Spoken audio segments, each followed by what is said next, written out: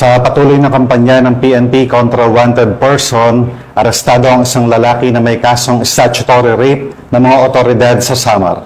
Naaresto ang suspect sa mabilis at agarang aksyon ng PNP upang masiguro ang kaligtasan ng bawat mamamayan at mabigyan ng hustisya ang nabiktima nito.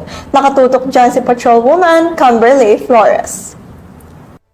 Ng mga otoridad ang isang lalaking wanted person na may kasong statutory rape matapos mahuli sa barangay Buenavista de Second, San Jorge, Samar. Bandang alas 5:20 ng hapon nang maaresto ang akusado ng mga tauhan ng 1st Samar Provincial Mobile Force Company kasama ang Gandara Municipal Police Station, San Jorge Municipal Police Station at 3rd Infantry Battalion 7th Infantry Division Philippine Army sa bisa ng warrant of arrest para sa kasong statutory rape na walang inirekomendang piyansa. Ang akusado ay dinala sa 1st Samar PMFC Headquarters para sa kaukulang dokumentasyon at tamang disposisyon. Patunay lamang ng pambansang pulisya ay hindi nagpapabaya sa kanilang sinumpaang tungkulin na hulihin ang mga taong tiwalag sa batas upang mapanatiling ligtas ang komunidad nang sa gayon may patupad ang kapayapaan sa bansa para sa ligtas at maunlad na bagong Pilipinas.